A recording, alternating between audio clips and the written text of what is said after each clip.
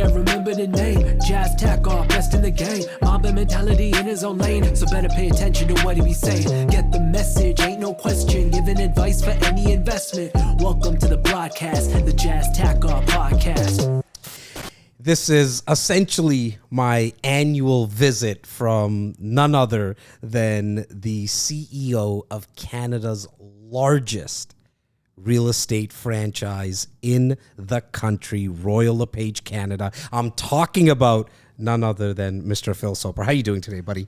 I'm doing great, and it's a real pleasure to be back on your show. I can't tell you how much I appreciate having you, not only because how much I learned, Phil, but it's for the feedback that I'm getting from the viewers and listeners. They just, know you know what you're talking about. The way that you talk about the real estate market.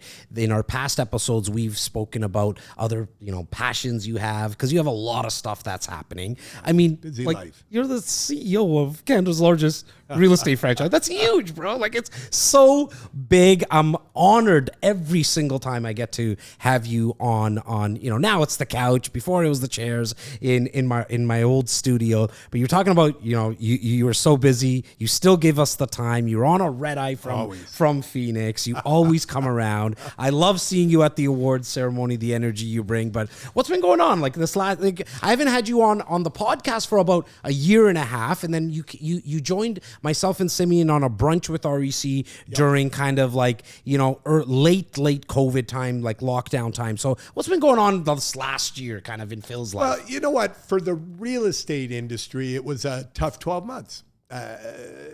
If you look back at the ups and downs of this industry this century, so since the turn of the millennium, this was the biggest correction, even bigger than the financial crisis when the American banking system failed in 2008. That triggered a 9-month correction. This one was 12. And the old adage that what goes up must come down, the overshooting or the irrational exuberance of the pandemic era created such incredible record numbers of transactions and price appreciation that we knew there had to be some adjustment. Now, were you surprised, really quickly, Phil, going back to that, were you surprised what happened in, let's call it about June 2020, and I know I'm taking you back now, almost a couple of years, June 2020, that's when we started to see the fact that, yes, we were still locked down, but then values started to really increase quite rapidly as well. Were you surprised at the fact that, yes, we were locked down and values kept on going up at that time? What were your thoughts? What we didn't foresee at that time was the hyper focus people would put on their living situation. Our homes became our workplaces, our kids' schools, our gyms, our restaurants, our theaters. They became our everything. People who are living in fabulous, vibrant city centers, in great condos, found, in queuing up for an elevator because only 2 people were allowed to ride. Yeah. Their gyms were temporarily shuttered. The common areas shut down, and the restaurants and things that they'd go to in these vibrant city centers weren't open. So they fled to space, right? So there was this, and it opened people's eyes to the fact that they could live anywhere. So we had people suddenly deciding to live in the beautiful but very sleepy small town of St. John, New Brunswick. Right. It was crazy what happened during that time period. And, we can talk about it later in the show, but there's been a bit of a slingshot when reality returned to the economy and people's jobs.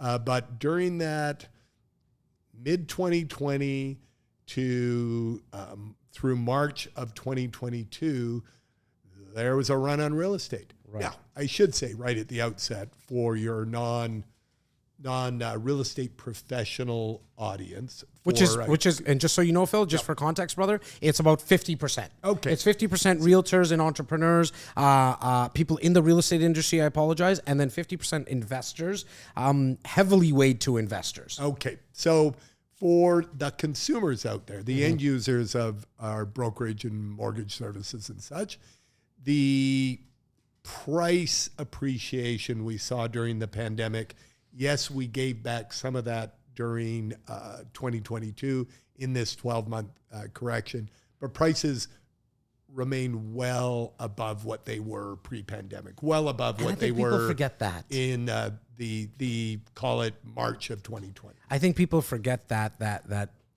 when we saw this price decrease happen in the last, and you're calling it the correction, for the last 12 months, the values of homes was still higher than what way higher than what we were seeing. And here's the crazy thing.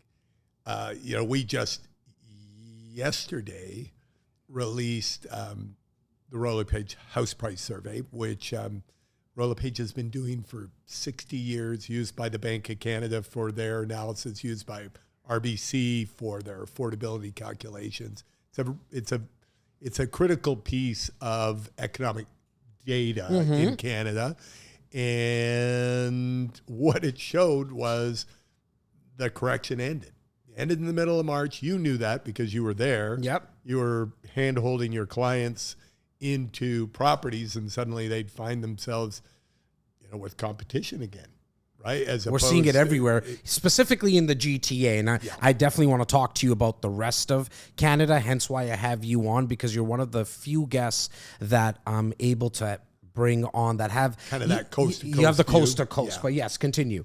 So prices in the quarter, so the first quarter of 2023 were down about 9.5% compared to the same period in 2022. But if we go back just a few weeks ago, they were, and you were comparing same period to same period year over year, they were down 15%.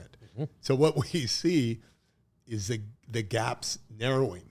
And if you look at month over month, prices were up everywhere. They're up 5% in the GTA.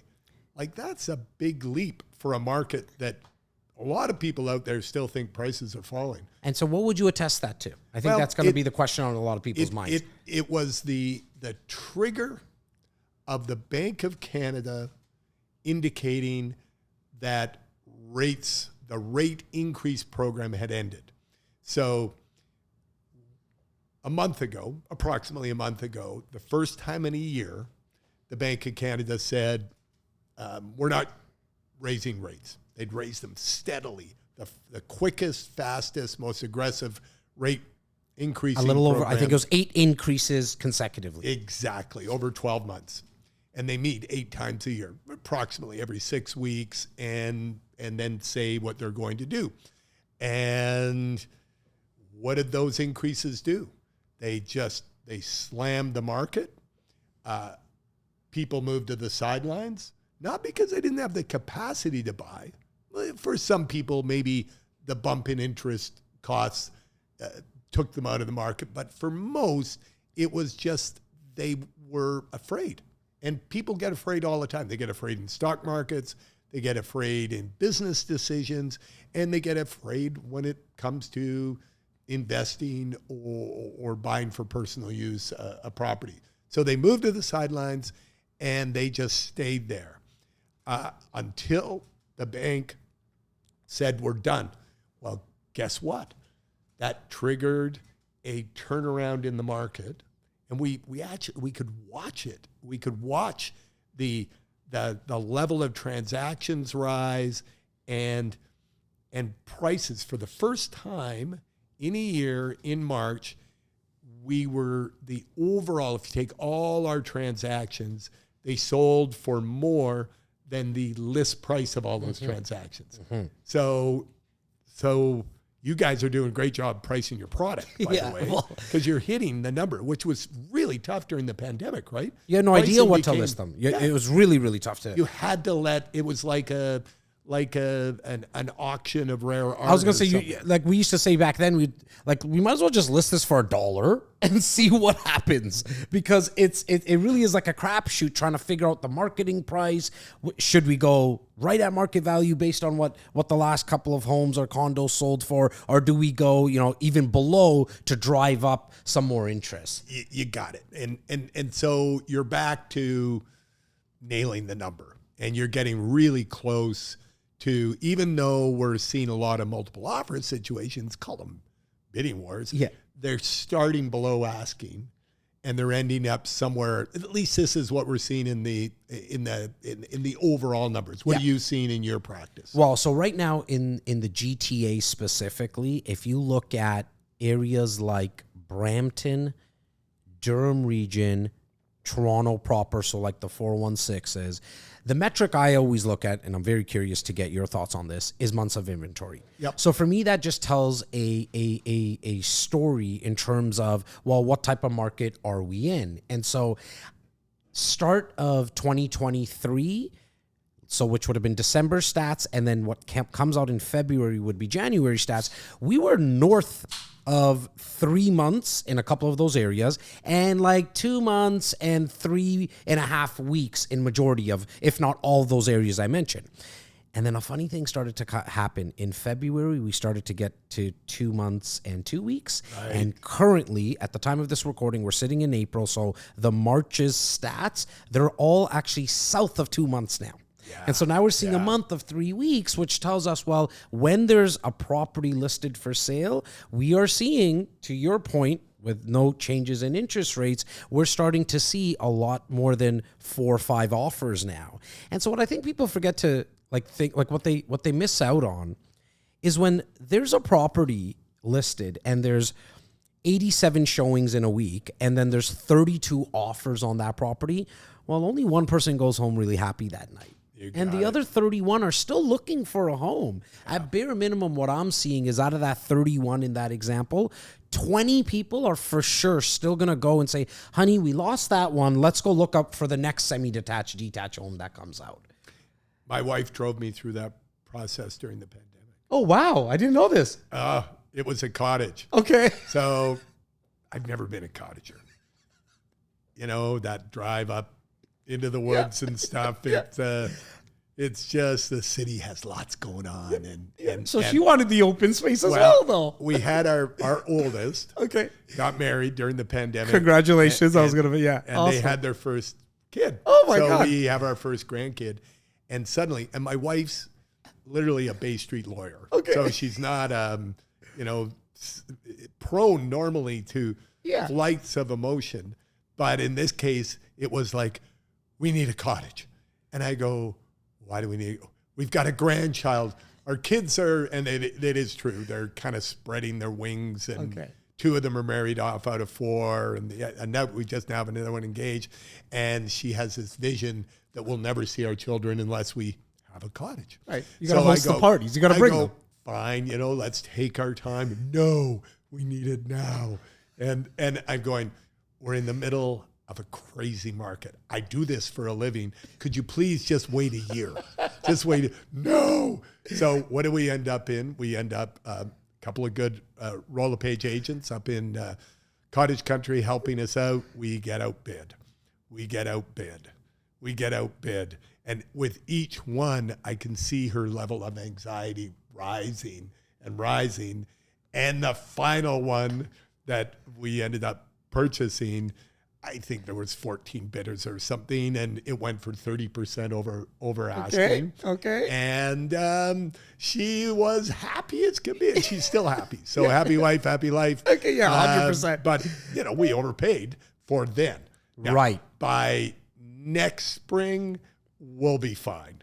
But right now, we overpaid like many Canadians, and here I am, running a big old real estate company and speaking to people about market cycles and blah blah blah, and I got caught up. But you know what? Let's dive into that for a second, because you said by next spring, you think you'll be fine. Why is that? Absolutely. Well, it's just the fundamentals of our country.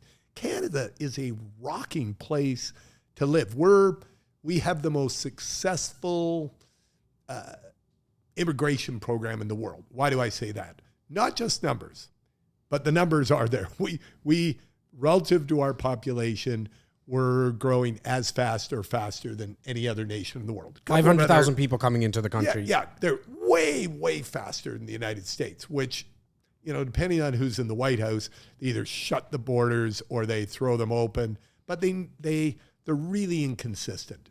It's like a girlfriend or a boyfriend who, beats you one moment, and I'm just kidding. I know where you're going. Yeah. They give you a hug. Yeah. That's America. Yeah. Whereas countries like Australia, New Zealand, Canada, and some of the Northern European countries that have good solid, Germany would be one, good solid immigration programs, consistency. So the world's educated, the world's skilled, the world's entrepreneurs with capital to invest, that want a better life for themselves or their kids, they look to these sort of best of breed places to live on the planet, and we outdo them all. And I said earlier, it's not just about the numbers.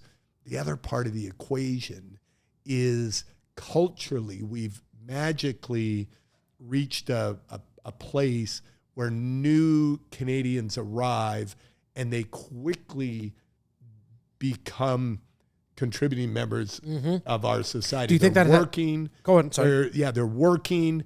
They feel welcome, not like they're in a battle zone, like some countries. And as a result, the world is a connected place. People who are coming here, I don't care where they're coming from, they have access to the internet.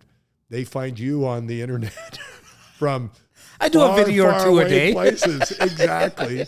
And they do their research, and they know this is a welcoming, successful part of the world. We consistently rank as the most livable country in the world, and that's everything, right? That's our education system, our health system, the environment, the sense of ability security, to do business, sense of security. You're not going to get shot when you're shopping. So it's not perfect, and Canadians are very hard on themselves and their country. You look at I hate the government. I hate things are broken. Transit system is the one that most people say, right? Exactly. Like us GTA residents, I think we forget that we are. I am biased 100%. I'm born and raised here. I believe that Toronto is a world class city. Oh, absolutely. I mean, if you've been anywhere in the world, maybe that's what it is. At times. Maybe that's what it is. Phil. Just how good it is here and why people want to live here. Well, and that's so important that you mention that, because you fly around all over this continent. Like for business, which is consistent, let alone all the stuff all over the place that you just coming back from Scotland. I know, right? For the chairman's awards and I've lived and worked in India, in France, in England, in the United States. So I've actually lived and worked around the world too, and I can tell you, it rocks. It does. Rocks. Like, I know our transit system can be better. Oh, and lots of things can be better. But where else? Where is it perfect? It just doesn't exist, right? And so I want to quickly go back to the immigration talk for a second, because I've always told my clients, because they ask me, they're like, when is this going to stop the values going up? My answer to people is once the government stops allowing people to come in. What's your thoughts on that? Like, you've been at this a lot longer than I have. You just have more data than, and just for my viewers and listeners, all the videos I put out, half of that is me regurgitating the stuff that I get from Phil Soper. So, like, I want everyone to know. Other awesome guests. Well, yes, I do, 100%. We won't leave out Mr. Christopher Slydom, because without him, I wouldn't be doing what I'm doing. But really, it's true. And so, wherever you can find Phil, on Instagram, on LinkedIn, and on YouTube, on Royal LePage's YouTube, like, go get to this guy. But what's your thoughts when I say to you that that's where I could see maybe this stopping, but I don't think that the government's going to stop bringing people in? Okay, so a couple of mega trends. global mega trends that are informing the future, and what makes me feel very confident in the future of the Canadian housing market and other forms of real estate, like commercial real estate. The property market in Canada is as strong as anywhere over the next 25 years as anywhere I'd see in the world. So what informs this forecast, this outlook? Well, first of all, we have to look at the nature of property appreciation, particularly residential property. People cluster together. There's been a little bit of dispersion during the pandemic, but people are still they're not living out on 80 acres by themselves in the country very often. There's just not, despite being a huge, huge country, we tend to put a pin in the map and then people cluster around it. Therefore, we bid up the value of land around that pin on the map. So over the last century, home prices in Canada have appreciated about 5% a year.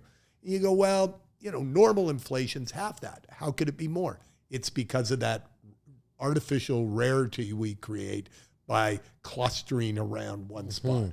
So you're always going to get property prices, home prices, rising faster than the general rate of inflation. So that's one broad-based thing. The other mega trend, which is, a little unnerving.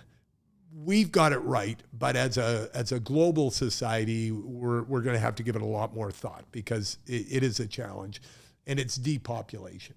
I talk to people about depopulation, and they go, "Are you kidding? We've got an overpopulation problem." We don't. The world is peaking in terms of population. China shrunk by 850,000 people last year. In other words, 850,000 more people died than were born. And they are desperately trying to turn the problem around and start having more babies. But here's the reality. When women are educated, when women have careers, they have fewer babies. It's just a fact. And around the world, thank God, we are educating women, and they are having more fulfilling lives.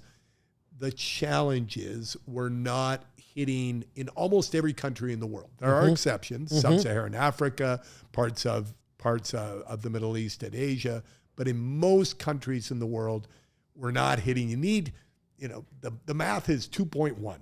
For every couple, you need 2.1 kids to keep even.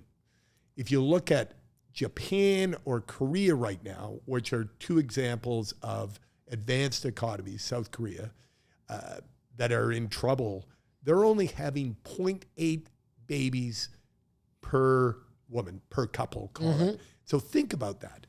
You have one couple, and you have less than one child in a single generation, and this is the average across the society. In a single generation, there's half as many people.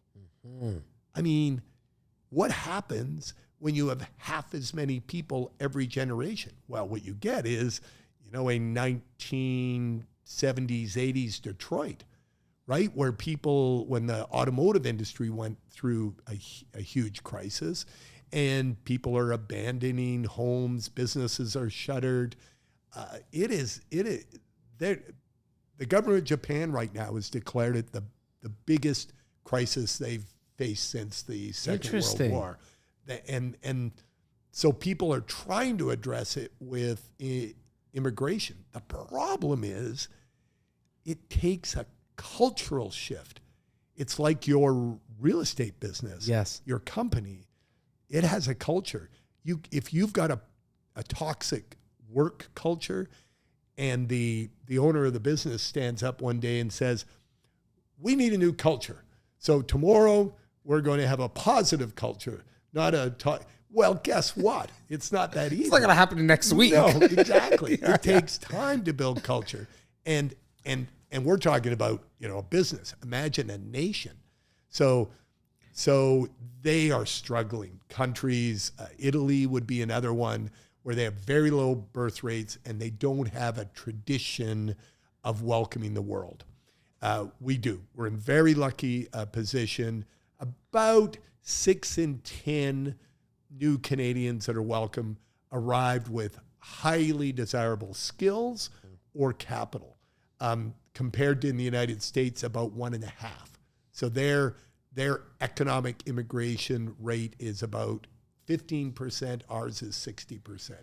So we are so lucky, and it's one of the big drivers of the real estate industry. We need more homes, and I'll add one more point, and then I'll stop talking about this. You can tell I geek out on. No, I these love numbers. it, Phil, Okay. because I didn't know about the world in terms of the numbers of how many people weren't having kids, and the aging population. Like I've read some reports about China being one of the oldest. Japan is the oldest. Japan is okay. Yeah, So I the knew China's oldest. up there, and I know India's actually compared to China. I think the average person, like, I read something along the lines of like it's probably like it's one of the youngest in the world in terms India, of the population. Where your heritage, Yes. where I lived in Mumbai for a year when I was a young man. Very exciting. The birth rate there is plummeting too. It's still above 2. Right, where I can't remember the actual numbers off the top of my head, but I think it's below 4, and the curve is falling rapidly because the growing middle class, millions of Indians are getting educated. They're staying in university, and if you don't get married till you're closer to 30 than 20, the time you have to have children is less. And really, just quickly to that, Phil, and I want you to continue on this. You couldn't be more right, because my parents got engaged at the age of 11. Wow. Married at 18. Yep. My mom had my eldest brother right around 22, 23. Yep. Right? Yep. And so to your point, as people get, and this is a great thing, they're getting more educated, and there is more opportunity, and you're seeing more entrepreneurs, especially in a place like India, where they're not now getting married till 30, 32, 35, right, if even getting married. Right. And so that's why I think we're seeing those numbers. Well, and a couple of things that link directly back to, call it real estate investing, or if the only investment in real estate you have is your principal residence, that important asset, and why I believe the next quarter of a century is going to continue to see real property appreciated at a faster rate than other forms of investment. We're getting smaller in terms of the number of people per household. So first of all, we're having the population grow because of immigration. And why are we doing that? So a little bit of a diversion, because we've got more people retiring than we have entering the workforce. And you think, oh, well, that's okay. That'll solve the housing problem. No, just because someone's retiring doesn't mean they're giving their house up, right? So we do have an issue. We need more people in the workforce to pay all the bills that keep society running, right? So that's why governments are hawkish on immigration. It's because of the baby boomer demographic is aging out of the workforce, but not aging out of homes. So what if it was just immigration, we'd still be short of homes, but we could get our arms around it. But there's another factor, and that is the plummeting size of each household. So if we go back to when our parents were kids in Canada, there was close to 6 people per household. Call it a mom and a dad and 4 kids. Yeah. I'm a baby boomer. In my era, it was around 4. Call it two parents, 2 kids. It's now dipped below 2, and the fastest growing demographic in North American real estate is the single female home renter or home owner, but the head of a household by themselves. they're not waiting for Prince Charming anymore. They're saying, I want my own digs. And I've got a career, I've got a profession, and I'm going to go ahead and do that. But think about it. If you have an average of 4 people per household and you cut that to 2 for the same population, no immigration or anything, you need twice the homes. Yeah. Right? So we're caught in this weird web where we have this incredible need for housing and we can't keep up. CMHC released a report very recently saying we need millions more homes by 2030. And this is Canada-wide? Canada-wide. Okay, sorry, go on. Canada-wide. Yeah. Millions of more homes, or we're going to be falling behind household formation. And, we build traditionally about 250,000 a year. And to get to 5 million by the end of 2030, well, we've got to just crank up the production of homes, and we won't. We'll do better, but we're going to be short housing for at least a decade. And that's going to, when you're short of anything, Yep. I don't care if it's, beer Microchips. We just went through that. Exactly. We saw it somewhere and else. prices go up, That's right? it. When you got more demand than you have supply of something, prices go up. So this little window that we're seeing where home prices dropped and then flattened out was and I've been saying this for 12 months. People interview and of course, you get a journalist and they're asking, they're going, well, are you sure you're not just saying that because you're in the real estate industry? And I'm going, no, I'm not saying that. I'm saying this because we've got a housing shortage that dates back to 1995 when it first started. And it's a crisis, and it's going to get worse before it gets better. I think we're going to improve. I really, truly believe that the 3 levels of government in the GTA and across the country are going to make progress on this file, but the words have been stronger than the actions to date from our politicians and our policymakers. We need action on the development side. We need to pick up the pace, or we're going to be talking about double-digit home price inflation and young people not owning homes and et cetera, again, all too soon. It's a big problem, but it's a way better problem to have than in Japan, where today there are something like 1 million abandoned homes. There just isn't the people to buy them. People can't, they're elderly, they can't afford the taxes, so they just walk away from the homes. So now, in terms of making it better, I know you're talking about the supply side and bringing more properties to fruition, and the government helping and doing better when it comes to speeding up the development of more homes and condos, all like laneway improving houses, improving density. Because I just finished on my last podcast bringing up a report that Canada in the world actually is number 64. Sorry, I apologize, Nikki. It was 34 that we brought up last time. 34 to 35. In terms of how fast the government approves development. Yeah. And so what are some things that we can do there? Is it just like this red tape that people speak about, for example? Like how do we actually speed it up? Yeah, it's a good question. I think it's 2 things. We need to speed it up, the cycle time from idea to handing the keys over to the family. And we need to make it less expensive. Why? Because the longer it takes and the more costly it is, the riskier it is for developers. So understandably, they're somewhat cautious, because if it's going to take 10 years from idea to handing the keys over, the world can change in a decade, right? If we could get it down to 3 years, people would take more risk. They'd build more property, because a 36-month window is easier to plan for than a 120-month window. Right. Right. So So what can be done? The thing is, there's lots of great ideas out there. Fundamentally, they stomp on somebody's rights, so that's the challenge. Some of the biggest ones are the not in my neighborhood syndrome.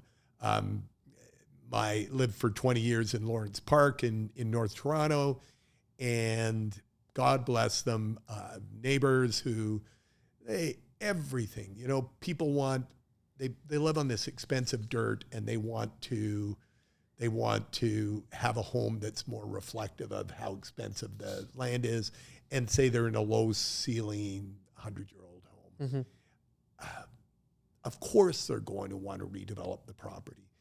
And yet there's all these roadblocks in the way. And yes, we have to be cognizant of culture. We don't want an ugly city, but we do need more density. I always liken my two favorite examples are Vancouver and Barcelona, Spain. Barcelona is one of my favorite cities in the world. It's beautiful. No one would say it's full of towering skyscrapers full of people. It's kind of a low and medium rise city. Yet the density rate there, the number of Barcelonans living in that city, about the same size as Vancouver, is many times Vancouver, which is our most dense city in Canada. Oh, is Vancouver more dense than Toronto? It is. Okay. It is. Okay. Yeah. And geography plays a big role, right? Right. It's the ocean, the mountains. You're kind of trapped. Okay, in makes sense. Limited Yep. land. Yet it's nowhere near what a modern European city would have. So we need that missing middle. We need more low-rise multis in neighborhoods that are today single-family neighborhoods. And we can't let local opposition to quote-unquote the character of the neighborhood delay the process for years and years. That's probably one of the biggest ones. I will say to those people who may be listening that says, oh, you bloody real estate people, they just build and ruin our neighborhoods. The actual is what actually happens when you increase density in a neighborhood is incredibly different than the mistruths that are out there. First of all, say for example you're in a neighborhood with high average home prices. The underlying earth is too expensive to build crappy little low rent housing, right? And I that sounds awful, but what I'm getting at is the neighborhood character is maintained because developers build to the value of properties in that neighborhood. Secondly, by increasing density, it attracts the kind of services that make our neighborhoods worth living in. There's so many examples of neighborhoods that age. They age out, and restaurants have to close, retail has to close, coffee shops have to close as people get older in those neighborhoods. If you increase density, think about a beautiful European city walking through these streets with these 3-4 story beautiful old buildings, but in this case, beautifully architected modern Canadian buildings, and all the services, all the things you want. You don't have to get in a car to go get your hair cut because they're servicing the local market. So we'll get it. That's a great point. Like I'm thinking about Barcelona. I was there about summer of 19, and yes, it's a beautiful city. And I never thought about the fact that how many restaurants do age out of an area because people have to leave and you don't have that density. That's a great point there, Phil. Yeah, well, and the economics play a huge role in improving prosperity for all. We don't need all of the checks and balances that are in place in the development industry right now. The private sector, the development sector, does what the people want in real time. and they do think ahead because it takes time for them to move from idea through design, high level concept and design, to marketing, to building, to finally selling and realizing the dream of having people living in those properties. So they're thoughtful. Will every project be a home run? No. But in general, I think that the housing that we have in the GTA and across the country is wonderful. We've got high, and it's getting better. Our homes are getting more environmentally sensitive. They're quieter. They're more efficient. They're healthier. The components that go, they don't build them like they used to. Well, my 120-year-old home in Lawrence Park had sawdust in the walls, right? Yeah. I can tell you how they used to build it, and it was crap. Yeah, but it was the best they could do at the time. At the time, exactly. Yeah, solid old house, but old is the key word there. Yeah. I mean, in terms of when you're talking about just more environmentally friendly, I like the fact that when you get a lot of redevelopment, back to what you said earlier, is you get more services to that area. Yes, it gets expensive. I know Toronto, I used to say this 8-9 years ago, that it's going to become a renter city. I think it's safe to say certain pockets of downtown Toronto specifically, it's a renter city now, right? But I always compare it to the Manhattans, the Londons, and the Parises of the world, where the average person, unfortunately, can't really buy a 1-bedroom, 2-bedroom condo in the downtown cores of those cities, that you might have to look a little further out. You might need to go to a Durham or a Brampton. Yep. Are you seeing that in other major cities in the country though now?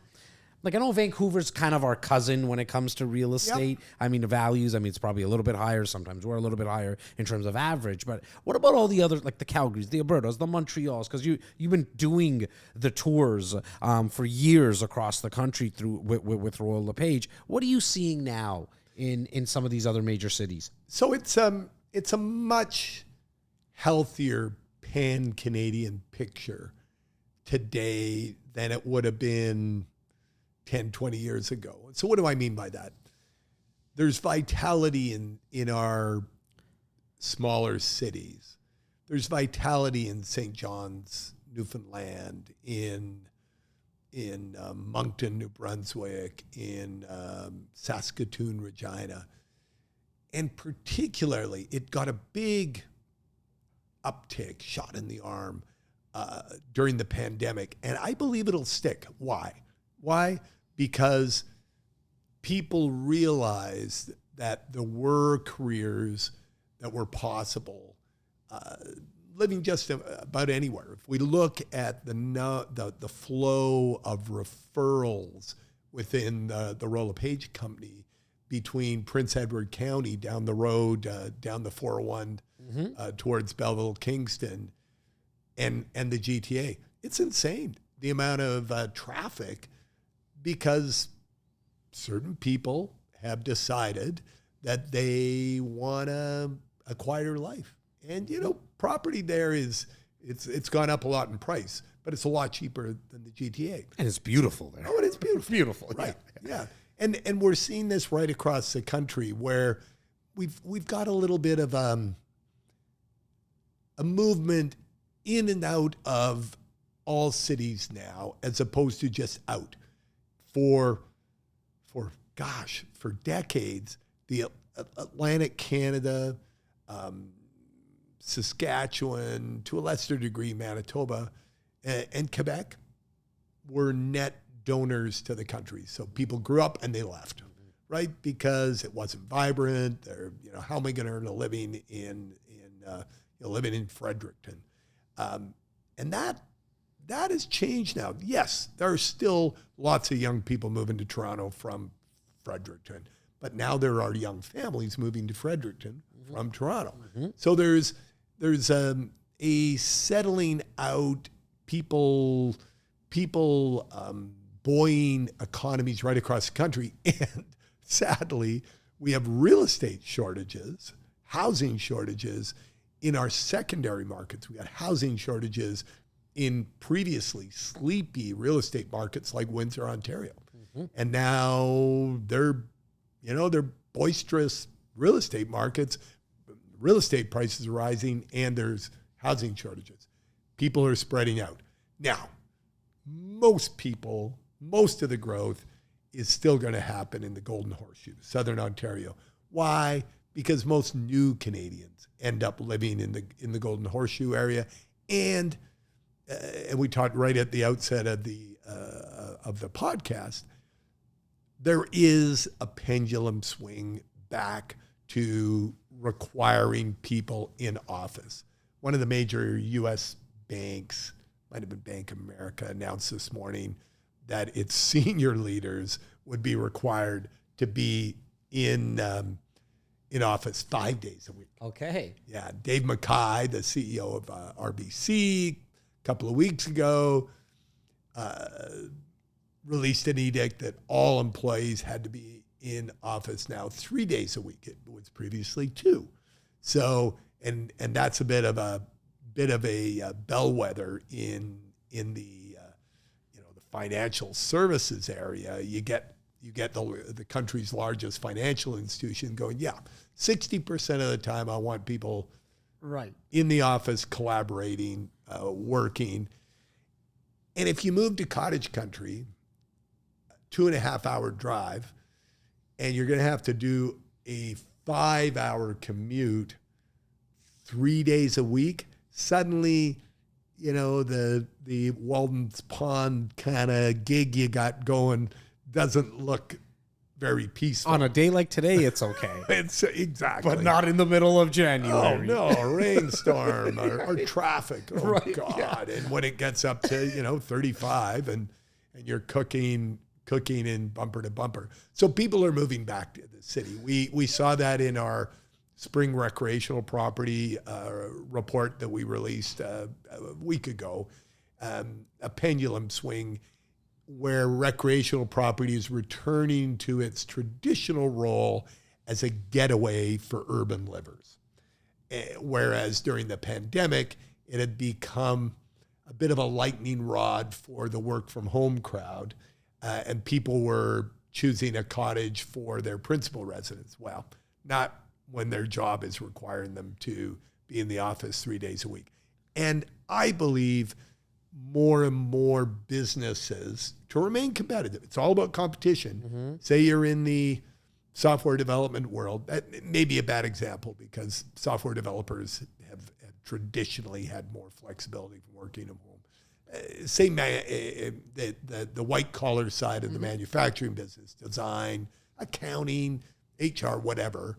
And you've been working from home, and your competitor down the street gets people into the office 50% more than you do, and suddenly their productivity is rising. Why? Well, there's more impromptu collaboration, there's more creativity, and there's probably more work getting done. The research shows, and those of you who are working from home, you can just close your ears now because you may hate to hear this, but the research shows that people working in an office environment are more productive than those working from home.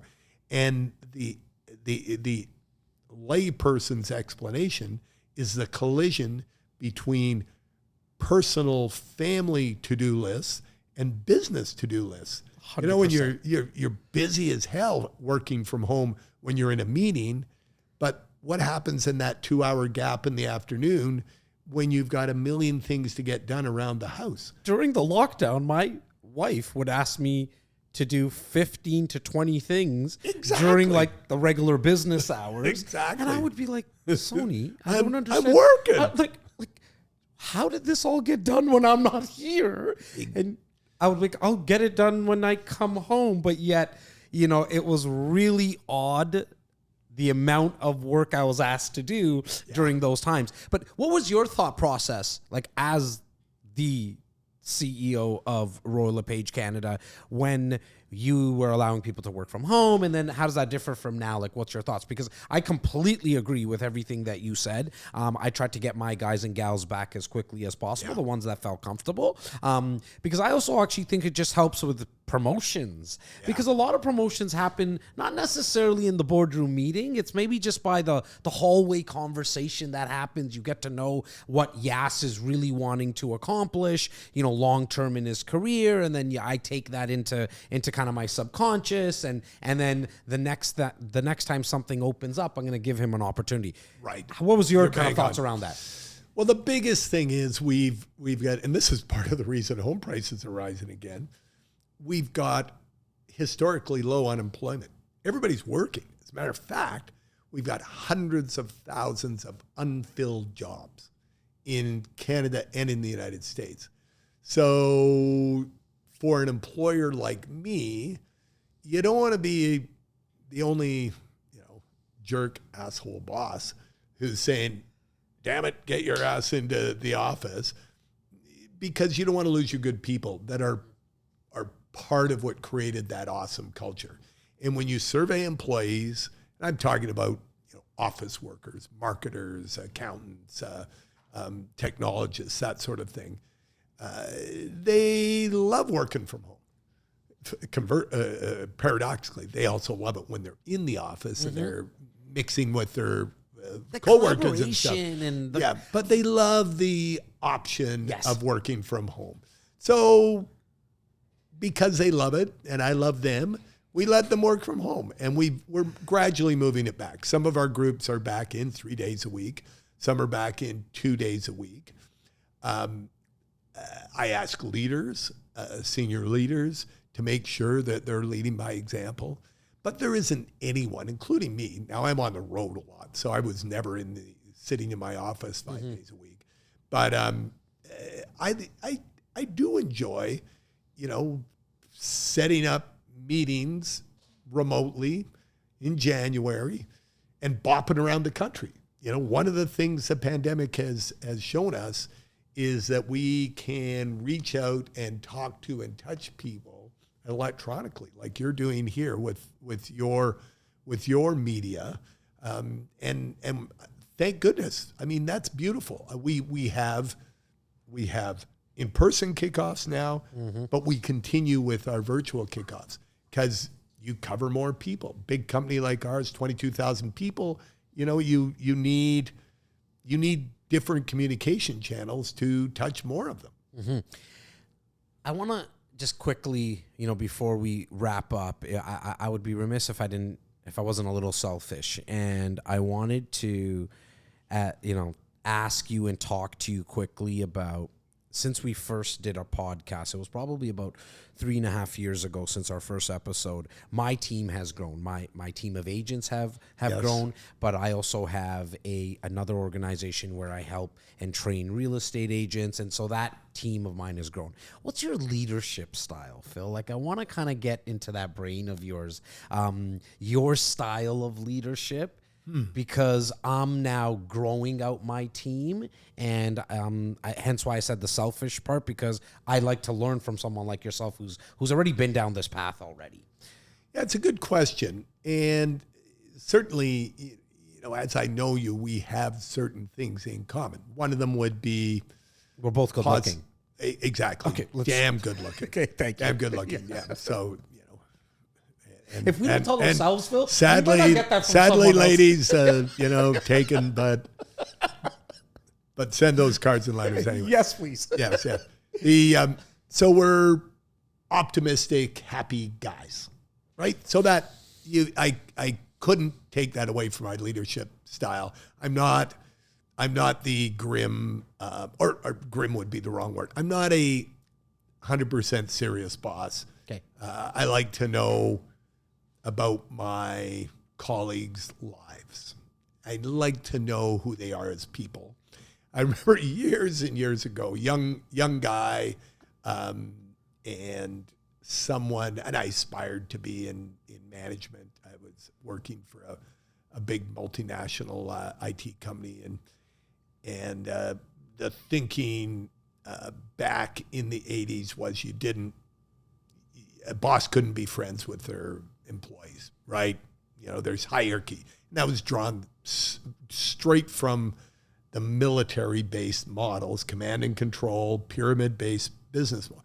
Well, that world evaporated as we became knowledge workers and became much flatter and more collaborative. And so it's a very personal leadership style. Being a bit of a numbers geek, at the beginning of the show, we talked a lot about numbers. Mm-hmm. I do believe in the old adage that people respect what you inspect. So I put a lot of measurable objectives in front of people, and I talk about them when we get together. Because if you don't ask the questions, how's it going versus that objective of X or Y, they think you don't care, or they just lose track. It's a world of scarcity, and they've got too much to do and not enough time to get it done. So they're going to focus on what you actually inspect. So that I do. That is a key tenet of my. And sorry, when you say inspect, you mean like actual metrics and numbers? Yeah. Okay. Yeah. I just want to make sure I understood absolutely. that. Okay. Actual numbers, measurable objectives, and actually looking at them. I'm a strong believer in empowerment and trust. This one is totally dependent on your own personality. If you feel comfortable letting go and letting someone make a decision, and you can live with an outcome that might not have been what you were expecting, you're going to be okay in a fully empowered workforce world. If you're not, you got to find a different kind of job where you have more control. And I know people in both sides. I hire great people. I don't always agree with them, but I don't believe I have the right to second guess their results when I didn't voice a dissenting opinion on the path they were charging behind.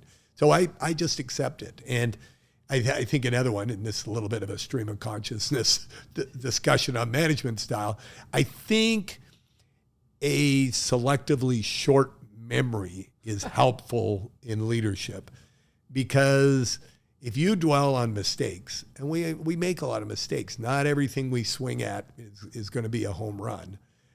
If you dwell on those, you'll never take risks. You'll never move forward with positivity and optimism. And so you just can't dwell on mistakes. At the same time, you need a good CFO who basically says, the definition of insanity is doing the same thing over and over, Phil, and expecting a different result. So you do need an institutional memory, but as a leader, it helps to be highly forward focused. Imagination plays a big role in my life. We were talking off air before we started, but a love of photography and I'm an amateur songwriter. It's that creative process of pulling ideas together. Well, it translates into a leadership style. Ideas, throwing ideas out. The way your practice, your business has grown, Jazz, and the different avenues that you've flourished in shows that you're completely willing to try the new and the different, and your mind's never shutting down, and you're always looking for new ideas. And you're a lot younger than me. I can tell you, over the decades, that won't dissipate. It doesn't disappear. I was meeting today with a very senior leader in Canadian real estate. I have a huge amount of respect for her. She's older than me, marginally. And, the ideas she had. She was just throwing out all these ideas about things she wanted to do. In the back of my mind, I'm going, yeah, retirement age came and went. Yeah. And this She's not having any. Absolutely not. This is full speed ahead stuff. So that's the kind of person you'll be. And it's not for everybody, right? I've got one of my best childhood friends worked at I think he worked at 3 companies because the company he worked at got acquired twice. But essentially he worked at one company for 35 years and then early retirement. And that was it. And he's happy with a relatively limited number of hobbies that he does over and over again. And he's peaceful. He's at peace with himself. Oh my God, that would kill me, man. Yeah. And I think that a lot of that comes to like self-awareness, right? Like if you kind of know who you are, I kind of have an idea of like what I like and what I don't like. And then the friend that you're speaking about, if he's happy, like who are you not, right? Thank God, we have people who are actuarials, right? Some people who like doing audit because we need audit or we couldn't be investors in public companies, right? Yeah. So, but you and I aren't auditors. No, we're not that. That's not our personalities. Yeah. And for all you auditors out there, God bless you. Yeah, and we need you. And we need you, Phil. Oh, and I know I'm speaking for not only the Royal LePage community, but really the whole real estate industry, because I didn't mention it at the start because I knew there was going to be a segue to it. And I think it's been 5-6 years that you've been awarded the most influential person in the real estate. Oh, it's the 10th annual. 10th? Oh my God, I apologize that I'm off, but like that's amazing. Amazing accomplishment. I know your team. I know how much you without them, it wouldn't be possible. But I don't sometimes think you might know how much you do for us as Royal LePagers. We're 22,000 strong plus. Thank you, sir.